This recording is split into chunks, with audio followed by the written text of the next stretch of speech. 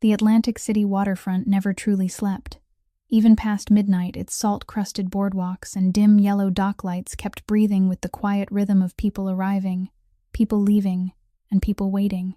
Lena Ashford in that moment belonged to the last category, not by choice. She was sitting on a cold metal bench near Pier 14, back straight out of habit, her small overnight bag parked in front of her like a shield. Her phone, screen dead and battery at 0, sat useless in her right hand. She wouldn't let go of it. It was the only thing that still made sense to hold, even though it couldn't do a thing. She'd been like that for 35 minutes. 35 minutes since Bryce Ledger had looked at her outside the restaurant with that rehearsed calm she now found obscene, and told her it was over. 4 years erased in fewer words than it took to order dinner. She'd asked him if he was serious. He'd let go of her hand, grabbed his bag, and turned around. She'd followed. 2 steps. Just 2 steps. Before he stopped and looked back with something worse than cruelty. Total indifference. Lena, don't make this harder than it has to be. Then he'd walk to a black sedan that had been waiting at the curb, a car she hadn't known about, and disappeared without looking back once, as if she were part of the pier's furniture. Now she sat with everything unresolved, stacking silently on top of her. No money for a hotel because they'd always split expenses and her share barely covered a bus ticket back to Queens. No way to call anyone because her phone was dead and Bryce always kept the charger in his car. He'd calculated everything. Not the abandonment itself, but the conditions of the abandonment. And before her screen had died, she'd caught one notification from the hospital in Brooklyn. Her mother's payments were 72 hours overdue. Transfer to basic care pending. The screen had gone black before she finished reading. Lena closed her eyes, counted to 5 in Russian, to 5 in Arabic, to 5 in Italian. Different languages forced the brain to switch lanes. Exit the emotional loop. Enter analysis mode. 12 years she'd been using that trick. It was the most useful tool she had left. When she opened her eyes, a man was watching her. Not the way strangers sometimes watched. This was different, direct, but without impertinence. Like someone who'd recognized something and was deciding what to do about it.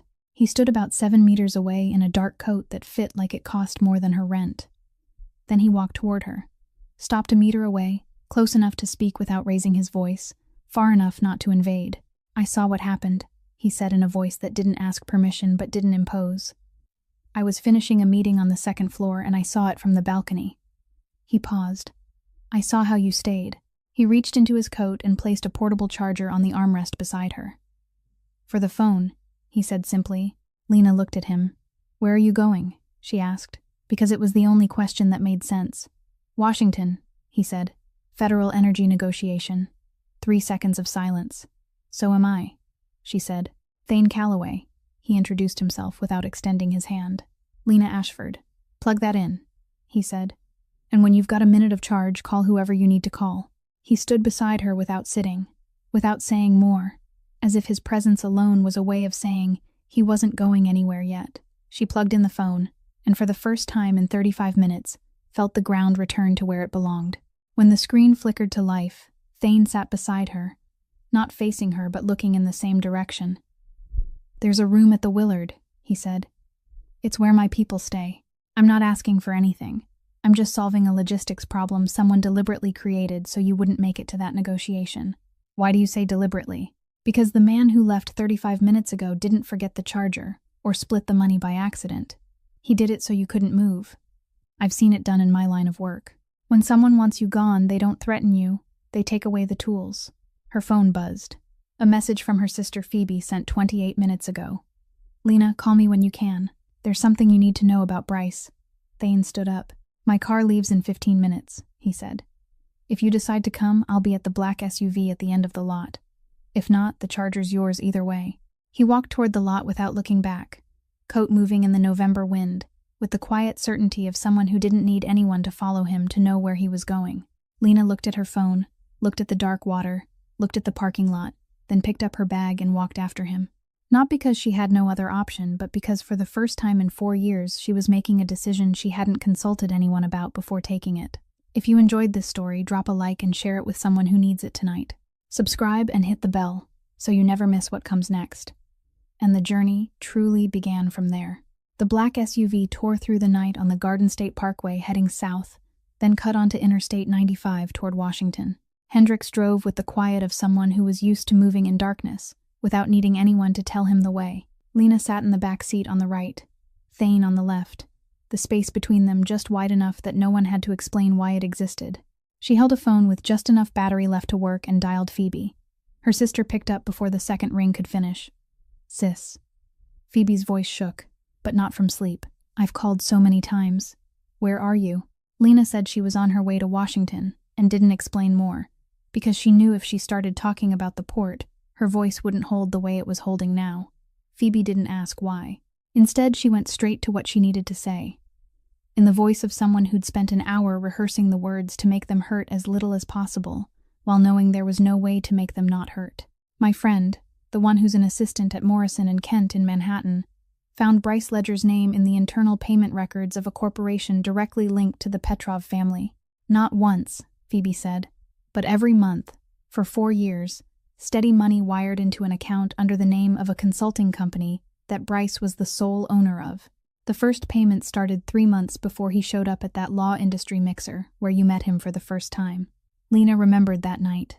She remembered Bryce walking up and introducing himself as a young commercial attorney who'd just moved from Boston back to New York, remembered him asking how many languages she spoke, with a kind of sincere surprise that made her smile, remembered how she'd thought that for the first time in her life someone actually cared about her work instead of just finding it strange. 3 months before that, someone had paid for him to stand in exactly that place at exactly that time and say exactly those lines. Phoebe kept going. "There's more, sis. My friend dug deeper because I asked her to check after you lost that DOJ contract 3 years ago. The anonymous complaint sent to internal oversight accusing you of a conflict of interest in interpretations connected to organized crime. It was sent from a temporary email address. But my friend traced the original IP. It matches the office address of Bryce's consulting firm." Lena didn't say anything. She listened to the tires on the road, the wind outside the glass, Phoebe breathing on the other end, waiting for her to react. 3 years ago, when oversight called her in and laid a thick 20-page file on the table, she hadn't understood what was happening. She'd sat in that windowless room for 3 hours answering every question with the calm of someone who knew she hadn't done anything wrong. And when they said it'd be better if she withdrew to avoid a drawn-out formal investigation, she'd nodded, because Bryce had been beside her then, holding her hand under the table and murmuring that he'd handle everything, that she didn't need that job, that she had him. She'd always thought she chose to leave. The truth was, she'd been pushed out by the very person holding her hand while he pushed. "Sis," Phoebe called softly. "I'm here," Lena said. Her voice was so flat she surprised even herself. "Are you okay?" Lena let the question sit for a second. "Phoebe, I'll call you back when I get there." She ended the call. The phone lay in her palm, warmer now than it had been at the port, but heavier by far, because now it held truth instead of silence. She didn't look at Thane. She knew he'd heard everything, because in this SUV, every sound carried, and she hadn't lowered her voice when she spoke to Phoebe, because when she dialed, she hadn't thought about anyone listening, only about needing to know the truth. Thane didn't comment, didn't turn his head, didn't ask if she wanted to say anything. He stared out his window, where highway signs slid past in the dark like numbers counting down to a place she didn't yet know, but had already decided to reach. And in that silence, between the steady engine and the sweep of highway lights that flashed and vanished, Lena put each piece back together in her mind with the precision that 12 years of interpreting had trained into her as a second instinct. The mixer hadn't been a coincidence. The relationship hadn't been love. The complaint hadn't come from a stranger. Leaving the DOJ hadn't been her choice. And tonight at the port hadn't been a goodbye, but the final step of a 4-year operation with a start date, a defined objective, and an approved budget, with only one person unaware she'd been living inside it. The SUV pulled up in front of the Willard Intercontinental at 3 o'clock in the morning. The lobby was empty. Soft golden light spread across the marble floor, the kind of light designed to make people forget what hour it was. Hendricks went ahead, said something to the receptionist without raising his voice, then came back and handed Lena a small envelope containing a room key, a delegation access card, and a brand new phone still sealed in its box. "Your old phone may be compromised," he said in a tone that offered no further explanation because the sentence itself was enough. "Use this one from now on." Lena looked at the phone in the box, looked at Hendricks, then looked toward Thane, who was standing a few yards away speaking with another hotel employee. He didn't look at her. There was no gesture saying "thank me" or "we'll talk later." He simply stood there handling what needed to be handled, then stepped into the elevator without turning back. Lena went up to the room alone. 6th floor, corner room, windows facing Pennsylvania Avenue and, farther out, the darkness where the National Mall lay swallowed by the night. She set her bag on the floor, sat on the edge of the bed for 3 seconds, then stood again, because if she sat any longer, she was afraid she wouldn't be able to get back up. She opened the new phone box, turned it on, transferred her number, and called Brooklyn Methodist Hospital. The automated system asked for the patient code. She entered each digit from memory because she'd called this line often enough to know it by heart. The night staff member answered after 2 minutes on hold. Lena asked about her mother's payment status. The employee checked, then said the entire overdue balance had been paid at 1:47 in the morning by a third party who requested anonymity. Lena said nothing. She didn't ask who had paid because she knew. 1:47 was when the SUV had been moving along, Interstate 95 through Delaware, and Thane had been looking out the window, tapping something on his phone before putting it away, and she'd thought he was checking email. She thanked the employee and ended the call. Standing by the window, she looked down at the empty street below, without really seeing anything at all. There was a man she'd met less than 4 hours ago, who had just paid her mother's hospital bill without saying a word, and there was a man she'd lived with for 4 years, who had deliberately cut every line so she couldn't call the hospital even when her mother was about to be transferred to basic care. She didn't cry. Not yet. She took the small notebook from her handbag, the notebook she'd carried everywhere for 12 years, because in interpreting memory was a weapon, but paper and pen were evidence, then sat down by the window and began to write.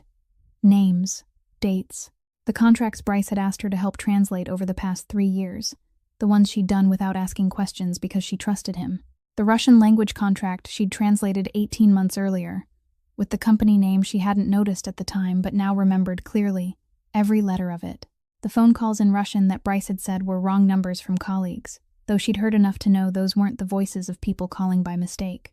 The evenings he came home late and said meetings had run long while his clothes smelled of cigarette smoke, though he didn't smoke. She wrote each thing down in small, precise, emotionless handwriting, the same way she took notes in the most important interpretations of her career, because this was the most important interpretation of her life, translating the last 4 years she had lived in the language of someone else without knowing it.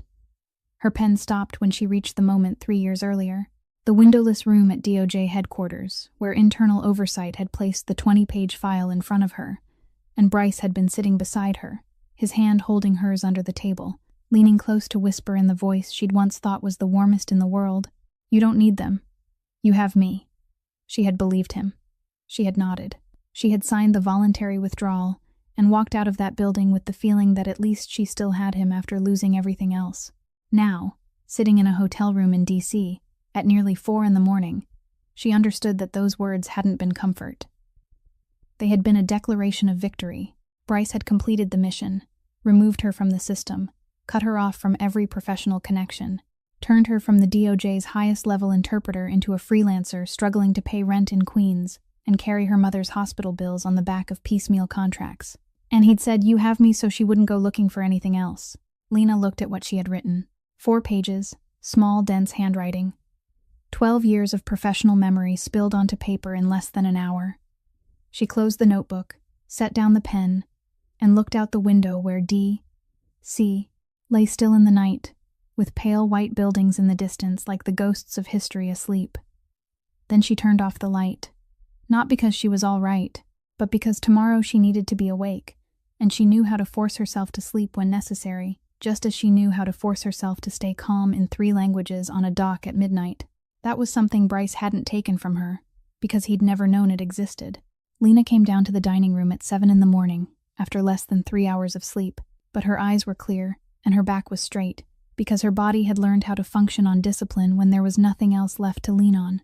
Thane was already seated at a corner table by the window overlooking Pennsylvania Avenue, with black coffee and 3 open files in front of him. Hendricks stood near the dining room entrance with a cup of coffee in his hand, but his attention wasn't on the cup. It was on everyone who walked in. Thane saw her, gave a single nod, then indicated the chair across from him. Lena sat down. A server brought her coffee without waiting for her to order, the kind of service reserved for guests the staff had already been instructed about. Thane slid a plastic badge across the table. Technical Language Consultant, Callaway Holdings, with the name Lena Ashford printed beneath it, and a Level 1 access code. This badge gets you into every meeting room in the federal building today, he said. Lena picked up the badge, looked at her name on it, then set it back down. What time did you have this made? Hendricks handled it at 5 this morning, Thane replied. Because I need you in the negotiation room, not out in the hallway. Then he opened the first file and began to speak, not in the way someone explains things to an outsider, but in the way a man places pieces on a board so the person across from him can see the entire game. Federal Energy Infrastructure Contract. 5 international partners: Russia, Italy, Arabia, France, and the United States. 4 primary languages at the negotiating table. Total value, $300 million. If this contract is signed, then Callaway Holdings controls full energy distribution rights for the federal East Coast system for the next 10 years. If the contract collapses, is delayed, or is challenged for any reason at all, including an interpretation error, then under the contingency clause already signed in advance, all subcontracts automatically transfer to Petrov and his system. Lena listened without interrupting. She was used to hearing negotiations far more complicated than this during her 4 years at DOJ, without missing a word. Who recommended the current interpreter? She asked. Thane looked at her. Your listed contact representative did. 6 months ago. Lena set her coffee cup down more slowly than usual. You tried to hire me. Thane nodded. Hendricks reached out through the public number registered under your name. That number led to the person you listed as your contract management representative, Bryce Ledger. He answered on your behalf. Said you weren't taking new projects and had no interest in the energy sector. He signed the refusal in your name. You never knew. Lena looked out the window. The November morning in D.C. was gray and cold, the weak light not yet strong enough to erase the darkness from the buildings in the distance. 3 weeks after that refusal, Thane continued, Bryce Ledger signed an exclusive consulting contract with one of Petrov's subsidiaries, and 6 months after that, he left you at the Atlantic City port on the night before negotiations, so you'd have no way to get to D.C. The chain of events lay on the table between them, clear and complete as an exact translation, with no word left open to misunderstanding. Thane hired Lena, Bryce blocked it, Bryce signed with Petrov, Bryce abandoned Lena on the exact night she needed to disappear. Each step spaced just far enough apart that no one could see the full shape unless everything was placed side by side. Lena took a sip of coffee. It was still hot, but she didn't feel the temperature because her mind was processing something else.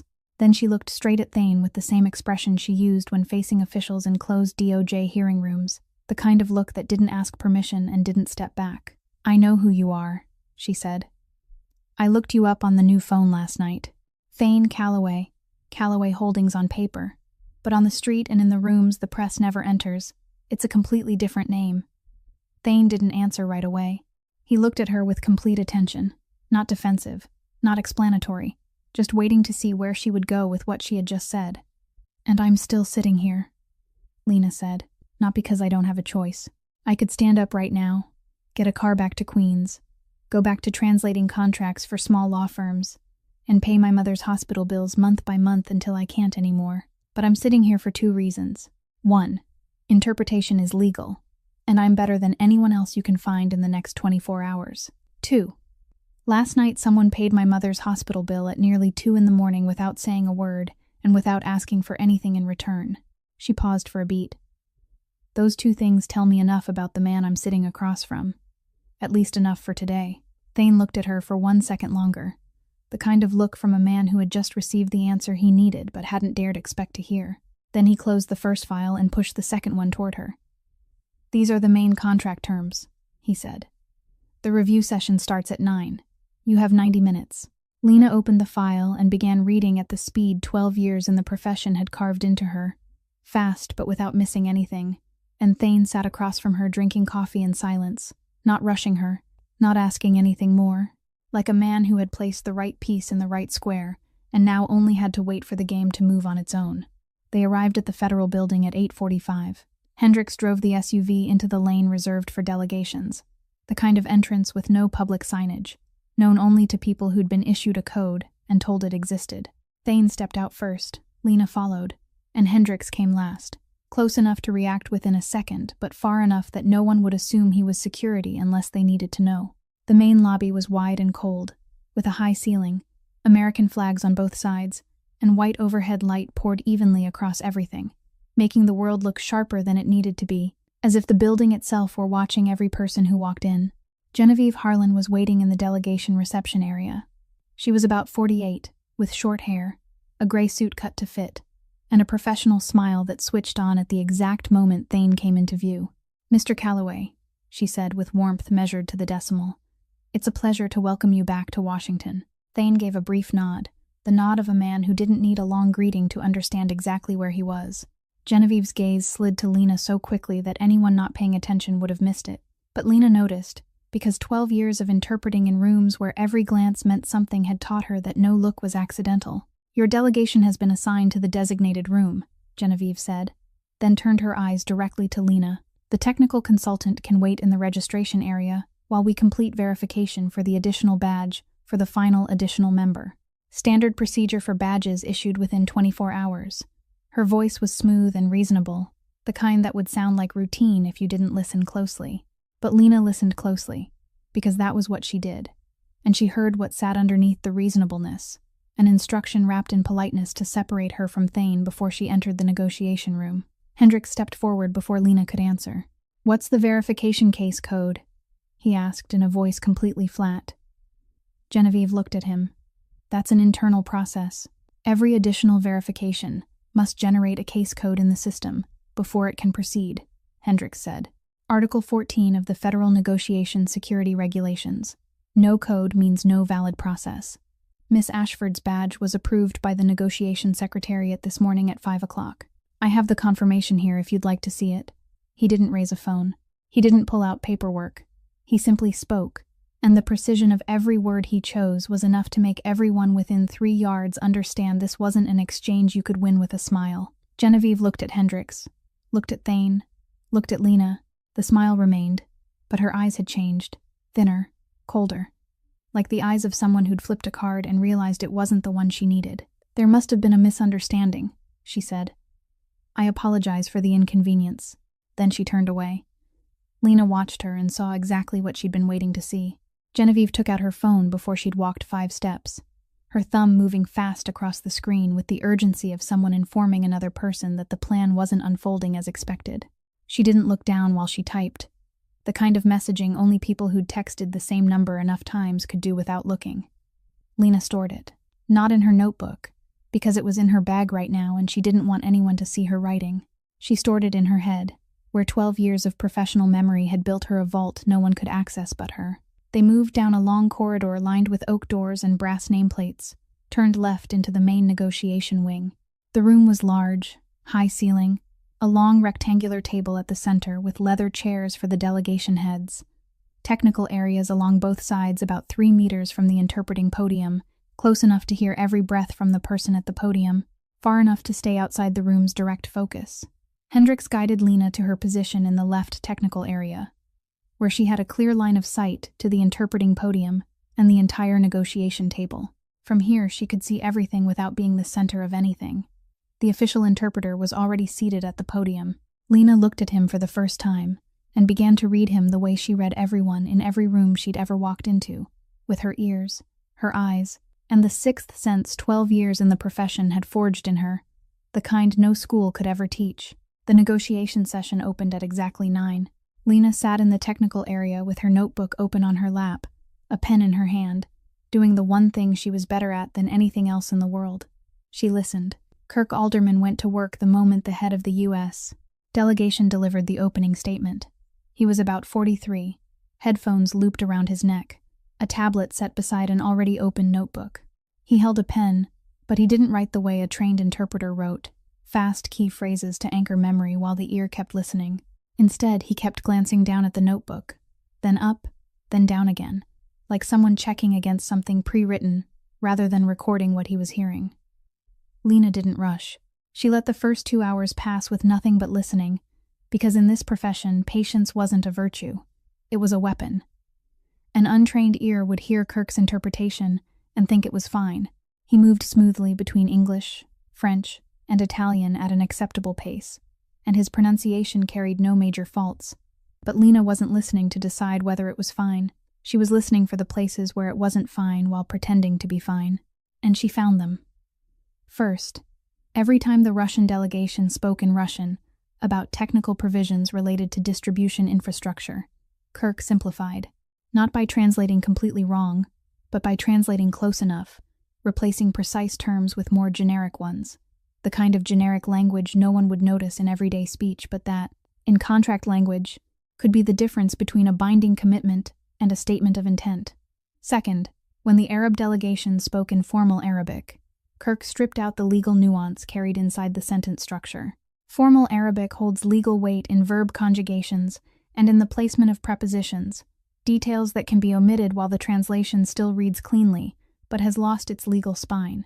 Kirk removed those details systematically, not because he didn't know them, but because he knew exactly which ones to remove. That wasn't incompetence. It was incompetence by design. Lena stored both observations in her head first, out of habit, the habit of someone who kept information where no one else could reach it, and only then wrote them into her notebook in small handwriting. But what made her truly pause was Kirk's own notebook. From the technical area 3 meters away, she had an angled view of the interpreting podium, and when Kirk opened the notebook fully at the start of the second interpreting block, Lena saw what was inside. It wasn't interpreting notes. There were no key phrases, no arrows linking ideas, no shorthand symbols from the standard note-taking system every properly trained interpreter used. Instead, there were vertical columns, each column a set of clause numbers, and beside some of those clause numbers were marks in red ink. From that distance, she could read 4 clause numbers. Clause 3 was unmarked. Clause 5 was unmarked. Clause 7 was highlighted yellow. Clause 9 was marked in red. Dark red, underlined. Lena looked from the notebook to Kirk. He was interpreting the French delegation with an appropriately focused expression, but his left index finger rested on the page, right beside Clause 9, holding the place. He wasn't interpreting. He was waiting. Lena lowered her eyes to her own notebook and wrote 4 words in the smallest handwriting she could manage. Clause 9. Red mark. Then she underlined it twice. It happened at the beginning of the 3rd hour, just after the Italian delegation had finished its remarks, and the negotiation room settled into a brief silence between sessions. Kirk reached for the glass of water on the podium, and as his eyes swept across the room with the reflex of someone who had just finished a long block of interpretation, his gaze met Lena's. Just for a second, but that second was enough. He didn't recognize her in the ordinary way, not by face or by name. He recognized her the way people in a very small profession recognize one another. By the way she sat, by the way she held her pen, by the notebook open on her lap with the kind of notation only a high-level professional interpreter would use, and most of all by the way she was looking at him, not watching, but reading every movement of his hand, every pause in his rhythm, every time he glanced down at the notebook marked in red. Kirk knew that someone in this room understood exactly what he was doing. His expression didn't change. That was the first thing Lena noted, because it told her he wasn't an amateur. An ordinary interpreter who felt someone's scrutiny would have looked away or grown uneasy. Kirk did neither. He turned back to his tablet with complete normalcy, but his right hand shifted, not toward his pen or his notebook, toward the tablet, and his finger moved quickly across the screen with the rhythm of someone sending a message, not checking a document. Lena didn't need to see the content to know he was notifying someone. She knew because she had seen Genevieve Harlan texting with that same blind, practiced movement in the lobby that morning. The two of them were using the same communication channel. 2 minutes later, Genevieve appeared at the aisle beside the negotiation room. She wasn't alone. 2 federal building security officers followed behind her, dressed in black suits, identification badges clipped to their chests, their faces expressionless in exactly the way security personnel were trained to keep them. Genevieve walked straight toward the technical area where Lena was seated. "Miss Ashford," she said in a low voice, but one clear enough for the 2 security officers to hear. "There's been an issue with your access badge. The security system requires additional verification for badges issued outside standard procedure. I need you to come with me to the administrative area to complete it. No more than 20 minutes. 20 minutes. Lena calculated it in her head faster than she had calculated almost anything in her life. The clause-by-clause review before signing was scheduled to begin in exactly 20 minutes, according to the agenda she had read in the file Thane gave her that morning. 20 minutes was precisely the amount of time needed to get her out of the room before Kirk carried out whatever was marked in red in his notebook. Not a coincidence. Nothing had been a coincidence since Bryce stepped into that black sedan at the port. Lena opened her mouth to answer, but she didn't need to. Hendricks was already there. She hadn't seen him move, because Hendricks moved in the way the human eye often failed to catch, like a shadow changing position when the source of light shifts, silent and impossible to stop. "What's the case code for the additional verification?" Hendricks asked. His voice wasn't louder than usual, but it carried the weight of stone, the kind of weight that told anyone listening not to test it. Genevieve looked at him. "That's an internal procedure of the building security system. Miss Ashford's badge was approved by the negotiation secretariat at 5 o'clock this morning," Hendricks said. "The approval code was confirmed in the federal system before 8. Any additional verification after that point requires its own case code generated in the system before it can proceed. Article 14. Do you have a case code?" It wasn't a question. It was a wall. Genevieve looked at Hendricks, looked at the two security officers behind her, who now seemed less certain than they had when they were first called over, because they knew Article 14 too, and they knew the man standing in front of them understood it better than they did. Then Genevieve looked into the negotiation room where Thane sat at the main table, not looking in their direction. But that refusal to look was its own message, because it meant he didn't need to look to know Hendricks was already finishing the matter. "There must have been a misunderstanding," Genevieve said. This time her voice wasn't smooth. It was flat, dry, like the voice of someone who had just laid a card on the table and watched it get taken cleanly. "Sorry for the disturbance." She turned away. The two security officers followed, their shoulders a little lower than when they had arrived. And this time, as Genevieve walked off, she didn't send a message. She held the phone tightly in her hand without opening the screen, the way a person holds it when she knows the next message she sends won't be good news for anyone waiting on the other end. The professional smile didn't return. Lena watched her go, then looked back down at the notebook on her lap. Their Plan A had just failed twice in one morning, which meant there would be a Plan B. And Plan B was sitting inside the red-marked notebook on the interpreting podium, right beside Kirk Alderman's index finger holding the place at Clause 9. Lena needed water. She had been sitting in the technical area for more than 2 hours without standing once, and her throat was dry, but that wasn't the real reason she got up. The real reason was that she needed 30 seconds outside the negotiation room to put everything in her head back into order before the clause review began. She picked up her handbag, rose with the ordinary movement of someone going to get water, not someone carrying 4 pages of notes that could overturn a $300 million negotiation, then stepped into the side hallway where the water and coffee station served the badge access area. The corridor was empty. Most people were either in the negotiation room or in adjoining conference rooms preparing for the afternoon session. Lena poured water into a glass, and that was when she heard the voice, not because she had been trying to listen, but because that was what her ears had done since she was 15. Ever since she discovered she could separate one voice from surrounding noise and register it before her mind had even decided whether it wanted to hear it or not. Bryce had once said that trait made people uneasy around her at dinner parties. Now she understood he hadn't said it because he was worried about her. He had said it because he was worried about himself. The voice came from behind the half-closed door of an adjoining room about 4 meters away. A woman's voice. Russian. Fast, tense, low-pitched but not whispered. The kind of voice used by someone who believed she was alone in the room and was passing along information that could not be repeated. Lena stayed still, glass in hand. She didn't turn her head, didn't lean, didn't do anything that would make anyone who saw her now think she was doing anything other than waiting for a glass to fill. And she listened. "It's not working," the woman said in Russian. "She can't be separated. Calloway's team is protecting her. Case code. Article 14. They know the procedure. Harlan tried twice. Both times failed." A pause. The woman was listening to instructions from the other end. Then she continued. "Understood. Then Plan B proceeds. Clause 9. Review session. Alderman is ready. But if she's still in the room when Alderman executes, the risk of detection doubles. Request confirmation to proceed or cancel." A longer silence than before. Lena counted in her head. 4 seconds. 5 seconds. Then the woman spoke again, this time half a tone lower. But Lena still heard every syllable clearly, because Russian was one of the 6 languages she spoke, and she didn't need to translate it in her head. She understood it directly, the way she understood her mother tongue. "Understood. Proceed." Then the woman added one final sentence. And that sentence made the glass in Lena's hand feel many times heavier, though the amount of water in it had not changed. If the agreement is signed, Calloway lives. If not, handle it. Handle it. That word in Russian, in that voice, in that context, had only one meaning.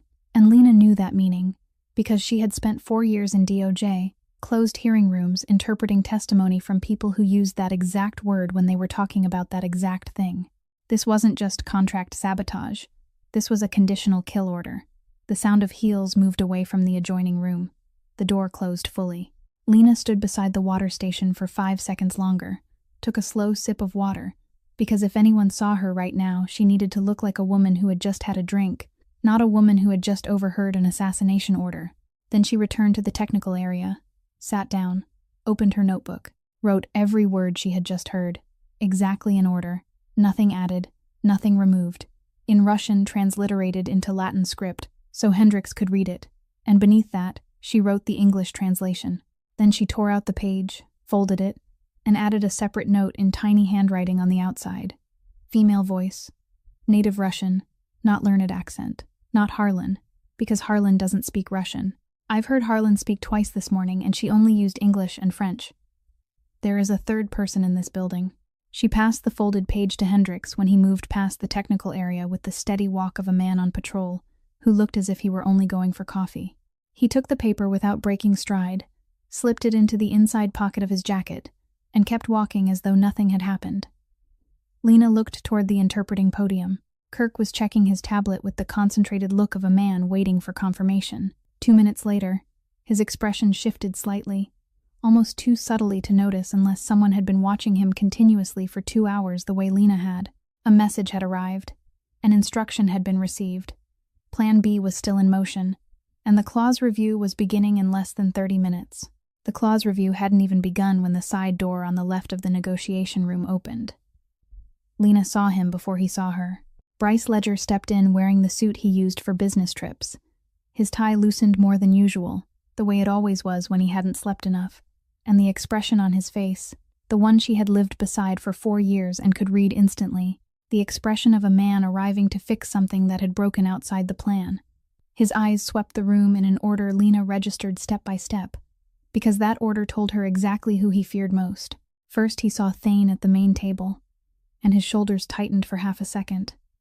Then he saw Hendricks standing in the side corridor opposite, and his jaw locked. Then he saw Lena seated in the technical area 3 meters from the interpreting podium, tablet in hand and notebook open on her lap, and everything on his face changed at once. He hadn't expected her to be here. He had calculated the conditions at the port to make sure she couldn't get here.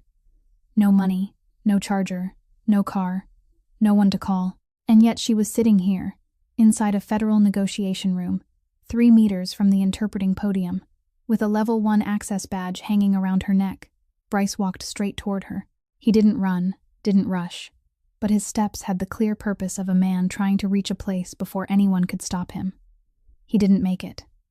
Thane rose from the main table, not abruptly, not dramatically. He simply stood and stepped into the aisle Bryce was using to reach Lena. He didn't fold his arms. He didn't say a word. He just stood there. But the space around him tightened in the way Lena had already recognized the night before at the port, the way Thane Calloway's physical presence occupied more room than his body should have allowed, not because he was large, but because everything in him, from his eyes to the way he settled his weight onto both feet, said the same sentence, and that sentence was that he didn't need to move another inch to control everything within a 3-meter radius. Bryce stopped. "I need to speak to Lena," he said. "The negotiation starts in 10 minutes. Thane replied. His voice wasn't cold and it wasn't threatening. It was simply truth, spoken in the voice of a man for whom truth was the only thing he allowed to exist in this room. "She's working." Bryce looked over Thane's shoulder toward Lena. His eyes searched for hers out of 4 years of habit. The habit of seeking agreement, obedience, blind trust. The endless trust she had once given him without limit. "You don't know what you're getting involved in," Bryce said. His voice dropped lower, but still enough for Lena to hear. The kind of voice he used when he wanted her to believe he was protecting her. The kind of voice she had believed every time she heard it for the last 3 years. Lena looked at him. Looked straight at him. Not over Thane's shoulder, but through the empty space beside it. Because she didn't need anyone shielding her to face this man anymore. For the first time in 3 years, I know exactly what I'm doing, she said. Her voice didn't shake. It wasn't cold.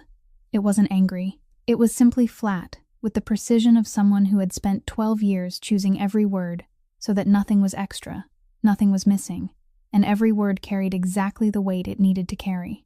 Something moved across Bryce's face. Not regret. Lena had lived with him long enough to know he didn't possess that. It was the quick calculation of a man realizing the board had changed, and he no longer had enough pieces left to keep playing. Hendricks had moved while they were speaking. He didn't go toward Bryce. He walked to the side door. Bryce had just come through and said something to someone outside in a low voice Lena couldn't quite hear from this distance. 10 seconds later, a federal building security officer appeared at the side door. "Mr. Ledger," the officer said, "please come with me." Bryce looked at the security officer, looked at Hendricks, looked at Thane, then looked at Lena one last time. And before he turned away, he tilted his head toward her just enough so only she could hear, and said in the whisper she knew was his real voice, not the one he had performed for 4 years, "They won't leave you alone." Then he followed the security officer out through the side door. He didn't look back. For the second time in less than 24 hours, he turned his back on her and walked away. But this time it wasn't because he chose to go. It was because he was being removed, and this time Lena didn't follow. She didn't rise. She didn't watch him leave. She turned back to the notebook on her lap, opened to the exact page where she had been writing, lowered her pen to the paper, and continued the line she had left unfinished before Bryce walked in, because the clause review began in 10 minutes, and Clause 9 was waiting, and she was not going to let anyone, not even the ghost of the last 4 years walking through that door, take those 10 minutes from her. The clause review began at 11:30.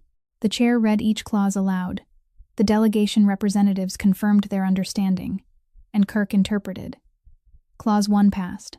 Clause 2 passed. Clauses 3, 4, and 5 passed without issue. Clause 6 passed. Kirk rendered Clause 7 with a slight simplification that Lena noted, but it still wasn't serious enough to act on.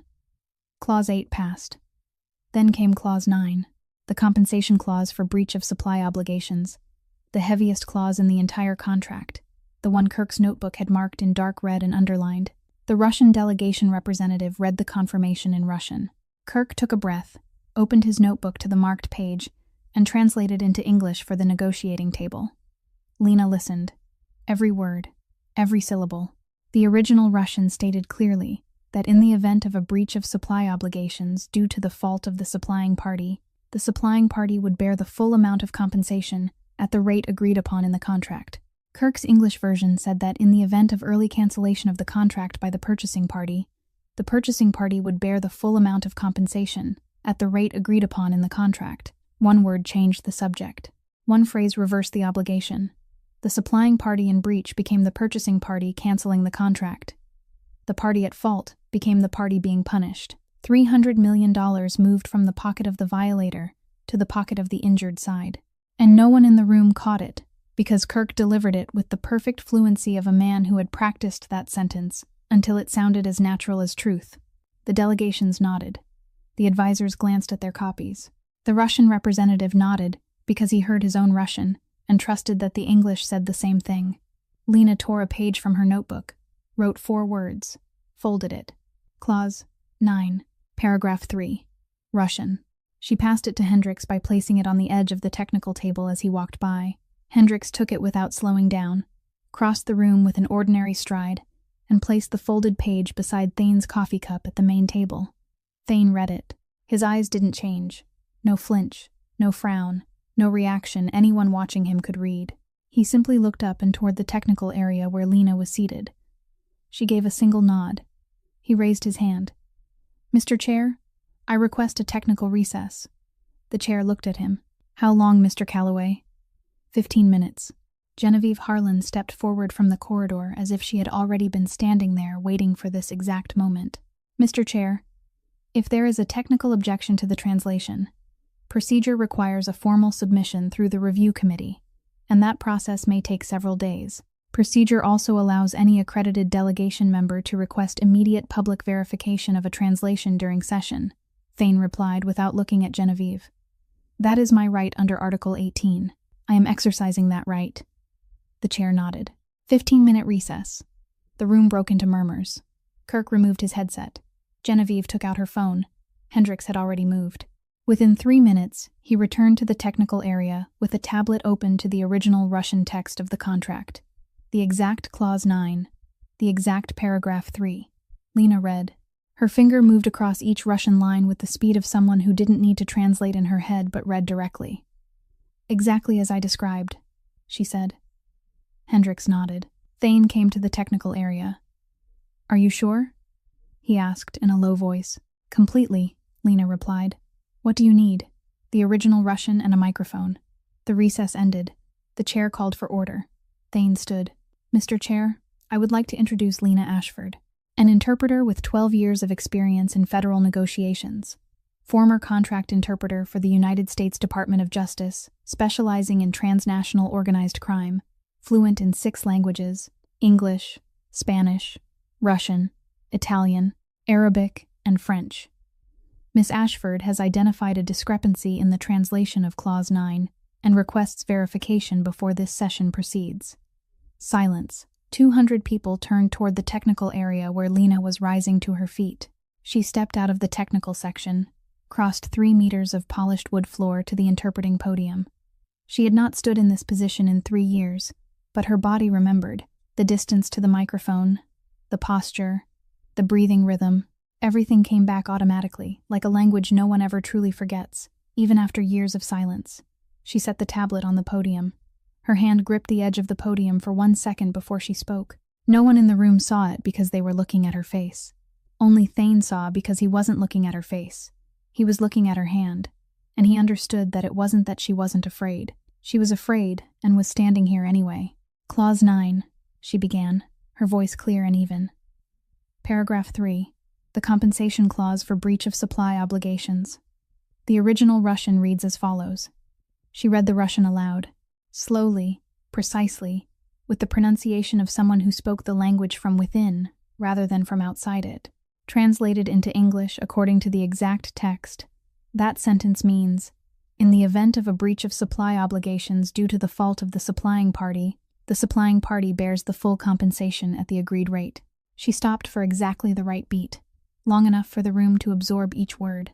The translation presented before this session 20 minutes ago was, in the event of early cancellation of the contract by the purchasing party bears the full compensation at the agreed rate. She looked out across the room. The discrepancy is not minor, and it is not technical. In the original, compensation belongs to the party that fails to perform the supply obligation.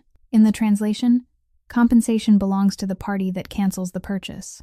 Those are 2 different parties, 2 different obligations, and 2 completely opposite economic consequences. The difference between the 2 versions in the context of this contract is approximately $300 million. The room stayed silent for 3 seconds. The longest 3 seconds Lena had ever counted in her life. Then it shattered. The Russian delegation in Russian, the Arab delegation in Arabic, the Italian delegation in Italian, the French delegation in French, the American delegation in English. 5 languages at once, and Lena could hear all 5. The Russian delegation representative was the first to stand. Mr. Chair, we request immediate verification of Clause 9 with our delegation's own translation team. His words were in English, but their weight was Russian, heavy, slow, and leaving no space for anyone to cut in. Before the chair could respond, the Arab delegation representative stood as well, speaking in formal Arabic, and then translating himself into English, because at this point he didn't trust anyone to speak for him. We request a review of the entire Arabic translation from this morning's sessions, not only Clause 9, because if one clause can be altered, there is no reason to believe the others have not been. The chair struck the gavel twice. The requests are noted. The signing is postponed until verification is complete. Then everything moved fast. Kirk Alderman rose from the interpreting podium. He opened his mouth as if he meant to say something, maybe an objection, maybe an explanation. But the chair had already issued the order, and 2 federal security officers were positioned on either side of the podium, as if they had known in advance they would need to stand there. Mr. Alderman, please step outside while the committee conducts verification.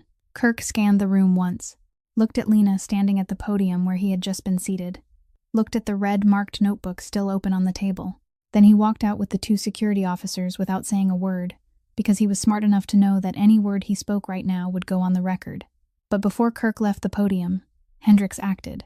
Lena didn't see him move up to the podium because her eyes were on the room, but when she turned back, Hendricks was already beside the interpreting table with a phone in his hand, and he had already taken 3 photos. The notebook opened to the red-marked page, the tablet with the message screen not yet dark, and a slip of handwritten notepaper tucked under the notebook that Lena hadn't been able to see from the technical area, but Hendricks had seen because he was standing right over it. 3 photos in less than 5 seconds, before security could clear the interpreting station. Physical evidence was already in Hendricks's phone before anyone could erase anything. The negotiation room was now a block of orderly chaos, the kind of chaos powerful people make when they realize they were seconds away from being deceived. Legal advisors opened laptops. Delegation heads spoke urgently to one another in at least 4 languages at once. The court reporter typed without stopping. And at the left corridor door, Genevieve Harlan was leaving, not running, walking quickly but controlled. The walk of someone trying to look like she was going to handle work, rather than walking away from a scene. But she didn't make it past the doorway. 2 people stood there, 1 man and 1 woman. Black suits, identification badges different from building security, the kind with smaller lettering and a different seal that Lena recognized instantly because she had seen it hundreds of times during her 4 years at DOJ, Federal Oversight Committee badges. "Miss Harlan," the woman said, "the Oversight Committee needs to speak with you." Genevieve stopped. She looked at the 2 agents, looked toward the negotiation room where the chair was announcing an internal investigation effective immediately, looked toward Hendricks standing near the interpreting podium, with a phone holding 3 photos she knew exactly the contents of.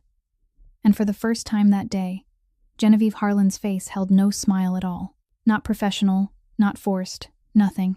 Only the blankness of a person who understood that every exit in this room had just closed at the same time.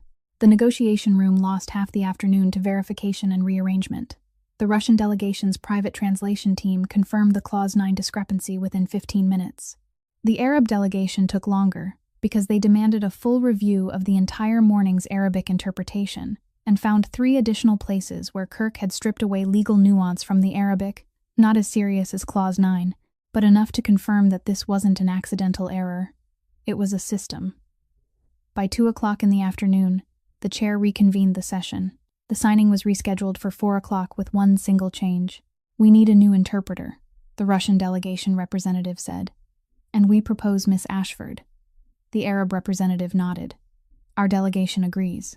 The Italian representative looked at Thane, then at Lena, then said in Italian, with every word landing clearly in Lena's ears, "The Italian delegation supports the proposal." 3 delegations named the same person in less than a minute. The chair recorded it. "Miss Ashford, do you accept the role of official verifying interpreter for this afternoon's signing session?" Lena looked at the chair. "I accept," she said. In the stretch between 2 and 4, 3 things happened, and Lena remembered each of them separately. First, the Russian representative came to find her in the break area. He spoke Russian from the very first sentence as a gentle test, and Lena recognized it immediately because she had encountered that kind of test hundreds of times in her career. She answered in Russian without hesitation, without pausing to search for a single word, with the kind of pronunciation that, once he heard it, changed his posture. He stood straighter, more serious, like a man who had just confirmed that the person in front of him deserved a higher level of respect than the one he had been giving. "What you did today was priceless," he said in Russian. "Literally. Our team checked 3 times and still didn't catch it." "The trick is knowing what to look for," Lena replied. "When the person designing the mistake knows the original text, the mistake always hides in the place the reader feels most certain everything is correct." He looked at her for another second, then nodded slowly, the nod of a man who had just met a real colleague rather than a social acquaintance. Second, the Arab representative came afterward. He spoke formal Arabic from beginning to end, never once switching into English, and they spent 10 minutes discussing the legal weight carried in Arabic verb conjugations, the difference between obligation and recommendation when a single preposition changes, and the way Kirk had systematically removed those exact prepositions all morning. He listened with the attention of a man who had been searching for this conversation for a very long time. When it ended, he said, "Next quarter there are 3 conferences involving Middle Eastern energy contracts. All 3 require formal Arabic at the highest level, and all 3 need someone like you." Lena noted it and thanked him. Third, the Italian representative came, and his exchange was the briefest of all. He spoke in Italian. "Do you have a business card?" Lena paused for a beat. "No," she said. "I don't have a business card." For the last 3 years, someone else had managed every professional contact in her life, and she had no card bearing her own name. That sentence existed in 6 languages, and not one of them could fully translate what it meant. "I'll send you my contact information tomorrow," she said. He nodded and left. From where he sat a few yards away, Thane watched all 3 of those exchanges without stepping in, without coming closer, without doing anything except typing something into his phone, with an expression that anyone who didn't know him would have called ordinary. But Lena had watched him enough by now to recognize that it was the closest thing to a smile she had ever seen on Thane Calloway's face. At 4 in the afternoon, the signing session began with an atmosphere completely different from the morning. Heavier, slower, more awake. The kind of atmosphere that belongs to people who have just barely escaped being deceived and now know the cost of every word on the table. Lena stood at the interpreting podium. She read each clause in 5 languages, slowly, clearly, precisely, with the calm of someone who knew that every word she spoke had real consequences for real people, in places that would never make the news but would live with whatever was signed this afternoon. The Russian representative nodded as he heard the Russian with the expression of a man finally hearing the thing he had been waiting to hear. The Arab representative closed his eyes for a moment when the Arabic sections came, the way a musician closes his eyes when the melody is finally what it is supposed to be. Thane watched her for 2 hours from the main table, not with the surprised gaze of a man seeing something impressive, but with the gaze of a man who understood the true value of what was happening in front of him and knew he would not forget it. The contract was signed at 6:15 in the evening. The chair declared the session concluded. The room applauded out of protocol. Lena stepped down from the podium with the same composure she had carried when she stepped up, without celebration, without searching for anyone's eyes, with the quiet of someone who had done what needed to be done and knew that was enough.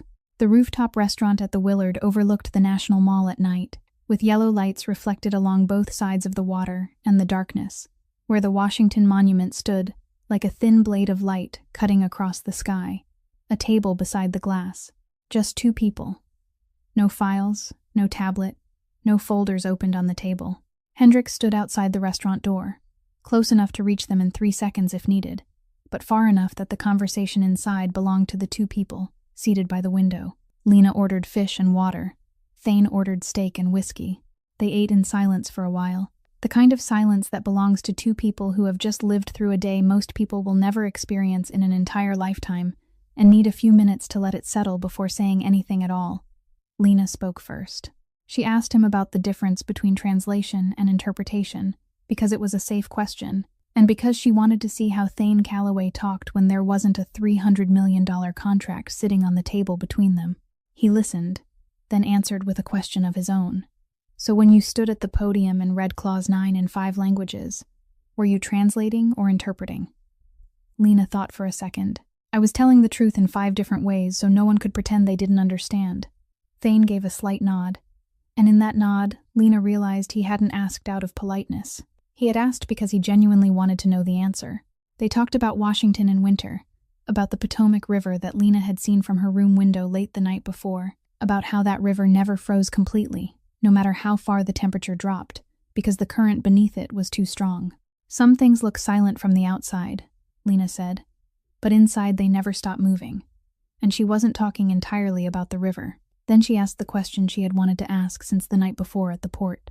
"That night, before you knew who I was, before Hendricks verified anything, why did you walk toward me?" Thane didn't answer right away. He turned his whiskey glass once in a slow circle on the table, the movement of a man choosing between the safe answer and the honest one, and deciding which of the 2 to give her. Then he chose, "Because I saw someone sitting alone in the worst moment of her day and not collapsing," he said. "You were counting in 3 languages, completely alone, on a bench at the port at midnight." He paused. "In my world, the person who keeps calm after losing everything is the most dangerous person in the room, and I respect that kind of danger." Silence. The sound of silverware from a distant table. The lights of the National Mall below. "Was there any other reason?" Lena asked, because she knew there was. Thane looked at the whiskey in his glass. "My father was killed when I was 23, he said. His voice didn't change in tone, but its rhythm slowed slightly. The kind of slowing that comes when someone opens a room he doesn't let people enter very often. He was betrayed and killed by his closest ally. That man had dinner at our house every Sunday for 10 years. He stopped. Since that day, I've hated betrayal more than anything else in the world. More than enemies. Because enemies at least don't pretend to love you before they act. And that night at the port, when I saw that man do what he did to you, I recognized that kind of betrayal. Not because I knew the details, but because I knew its shape. Lena listened and said nothing for several seconds, because she understood that what Thane had just given her wasn't information. It was trust. And trust from a man like him weighed more than any $300 million contract. There's something else I want to say, Lena said. You paid my mother's hospital bill. Thane neither confirmed it nor denied it. He only looked at her, waiting for her to continue. That was kindness, Lena said, and I suspect you don't want anyone to know you possess that. Thane looked at her longer than at any point in the last 24 hours. It wasn't the look of judgment or calculation. It was the look of a man who had just been named correctly in the place he hid most carefully. And instead of feeling exposed, he felt seen. You're the first person in 13 years to say that word to me and make me not want to argue with it, he said. A long silence followed. Not uncomfortable, not heavy, just two people sitting beside a wall of glass looking out over a sleeping city, both of them knowing that something between them had shifted and neither of them needed to name it, because naming it now would have made it smaller than what it truly was. Thane took a sip of whiskey. Lena drank her water. Below them, the National Mall lay still in the November night, and somewhere in the distance the Potomac kept moving, never frozen, never completely frozen no matter how cold it became outside. Lena returned to her room after dinner, closed the door, and stood with her back against it for a moment in the dark, before turning on the light. Then she picked up the new phone and called Phoebe. Her sister answered immediately, and the first thing Lena heard wasn't words but breathing. The kind of breathing that comes from someone who has been holding it in all day and is only now letting it go. Sis, Phoebe said, her voice shaking. Tell me everything, Lena told her. Not all of it, because there were parts she couldn't say over the phone even on a new line. But enough. She told her about the negotiation session, about Clause 9, about standing at the interpreting podium for the first time in 3 years and speaking the truth in 5 languages before 200 people. She told her the contract had been signed according to the original text. She didn't tell her about the Russian call behind the half-closed door or about the order to handle Calloway, because that was something she would keep to herself. Phoebe listened to all of it and then cried. Not the kind of crying that comes from sorrow, the kind that comes from relief, the kind that belongs to someone who loves another person very much and has been terrified for her, and now hears that she is all right, and everything bottled up breaks loose at once. Sis, Phoebe said through tears, I'm so proud of you. Lena closed her eyes. Thank you, she said. Then she promised to call again tomorrow, and ended the call. She set the phone down on the table by the window, sat in the chair where she had sat the night before while writing 4 pages in her notebook, and looked out at Washington at night, the pale white buildings blurred in the cold November mist. And for the first time in the last 24 hours, Lena allowed herself to cry. Not because of Bryce. She had been finished with Bryce from the moment she heard Phoebe say in the car the night before that the relationship had been an operation with a budget. People don't cry over operations. They cry over what those operations take away. She cried for 4 years. 4 years spent living inside a play she had mistaken for real life. 4 years waking every morning beside a man she thought loved her while he was being paid monthly to keep her away from the exact place she belonged. 3 years translating scraps of contracts for small law firms in Manhattan for fees that weren't enough to cover rent in Queens when she should have been standing in rooms like the one she stood in that afternoon, reading every clause in 6 languages for people who needed the truth delivered with absolute precision, down to the syllable. 3 years with her mother in a hospital in Brooklyn, while she scrambled to cover medical bills with an income deliberately cut down by the very man who held her every night and said, "You have me." The tears didn't last long, and they weren't many, because Lena wasn't a woman who cried for long. She cried just enough for the thing that had been pressed tight inside her chest since the night before at the port to find its way out. And then she stopped, because she knew tears had a function, and once that function was complete, continuing to cry became self-pity, and she had no time for that. She wiped her eyes with the back of her hand, stood up, washed her face, returned to the chair by the window, opened the notebook, turned past the 4 pages she had written the night before, past the pages of notes from the negotiation room that day, until she reached the first blank page. She wrote a single line in small capital letters, clear and centered in the middle of the page. Talent doesn't disappear when it is silenced. It waits. She looked at that sentence for a while. Then she closed the notebook, set down the pen, looked out the window where Washington lay still under a thin veil of mist, and somewhere far beyond it the Potomac kept moving through the night, unseen but there, never frozen, never stopping. Tomorrow she would call DOJ. Tomorrow she would send her contact information to the Italian delegation, the Russian delegation, the Arab delegation. Tomorrow there would be time for everything that was opening in front of her. But tonight she had finished crying, and that meant she was ready. Everything collapsed faster than it had taken to build it. Kirk Alderman gave up everything that very night, in a small windowless room in the basement of the federal building, sitting across from 2 oversight committee agents and an FBI representative called in from the Washington field office. He didn't talk out of remorse.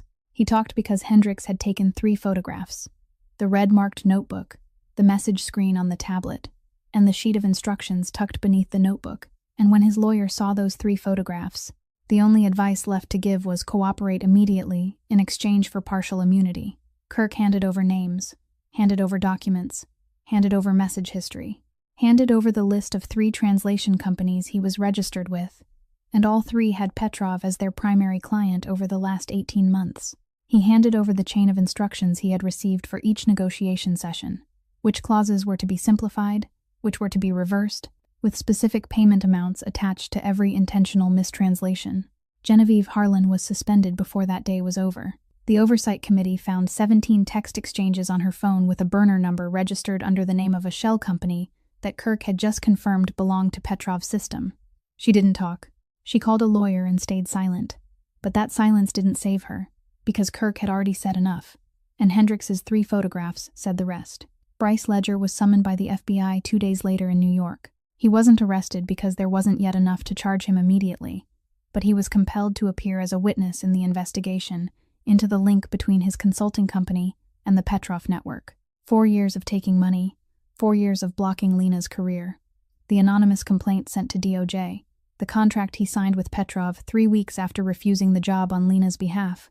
All of it was sitting on an FBI table in black ink on white paper with nowhere left to hide. And Thane Calloway did the rest. The part the press would never write and court records would never include. What Kirk gave investigators didn't go only toward the federal side. It also went to Hendricks. And from Hendricks, it went to places Lena didn't ask about and didn't need to know. Places where the financial arteries of Petrov's network ran beneath legitimate companies and were cut one vein at a time. Accounts shut down. Partners pulled away, contracts canceled, not by court order but by midnight phone calls and meetings in rooms without nameplates.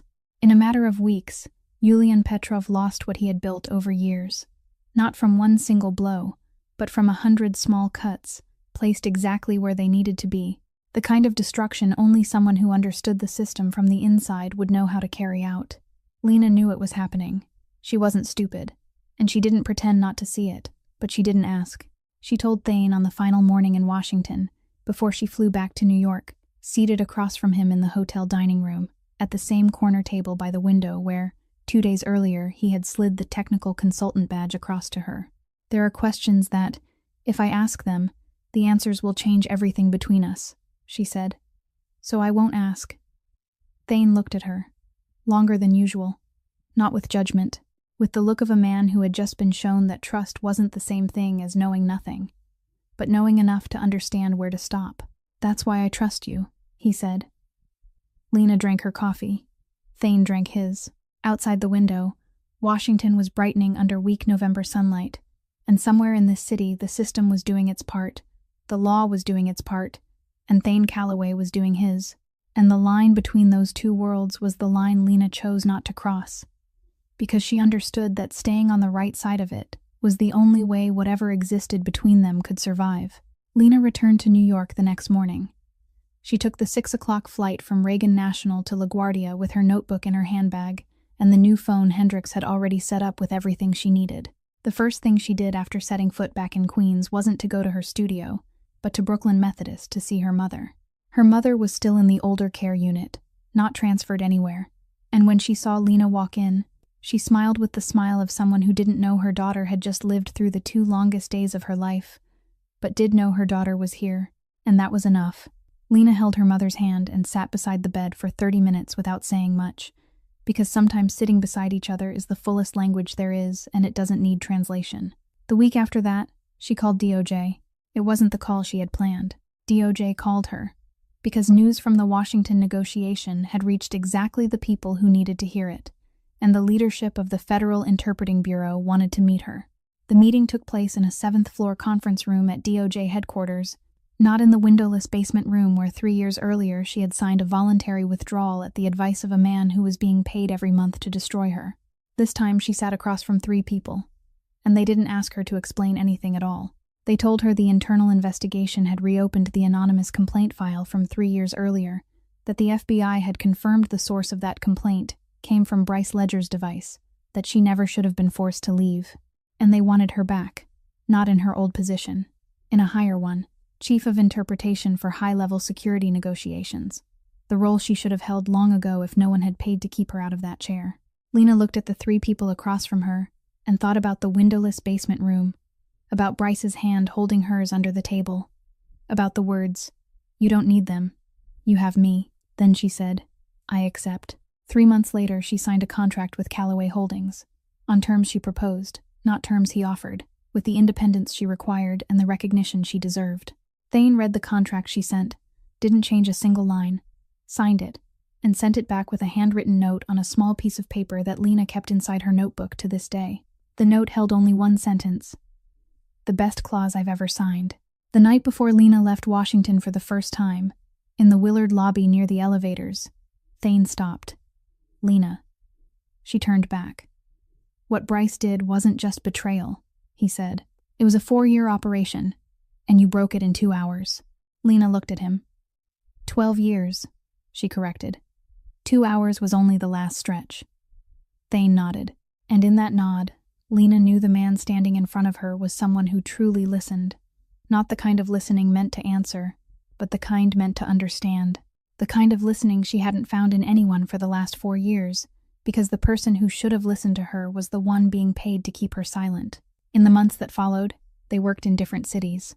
New York, Washington, London, Dubai, Geneva. Different negotiation rooms, different contracts, different languages, but they built a rhythm that belonged only to them. A private language not contained in any of the 6 languages Lena spoke, yet understood by both. Written in short, handwritten notes, in document margins, in late-night calls when one of them needed to confirm a legal term, and the real reason for the call wasn't the term at all. In quiet pauses during meetings when their eyes met across the table, and no one needed to say anything because a slight nod was enough. And at some point, a day neither of them could point to exactly. They stopped needing to name what existed between them in order to know what it was, because some things, as the best interpreters understand, don't need to be translated. If this story touched you in any way, pause for a second and think about this. Every one of us carries a talent, a value, something only we truly understand the worth of. Sometimes life places us beside people who deliberately make us believe we are smaller than we really are. They can't take our talent, because they can't. They only take the tools we use to live it out. But talent doesn't disappear when it is silenced. It waits. It always waits.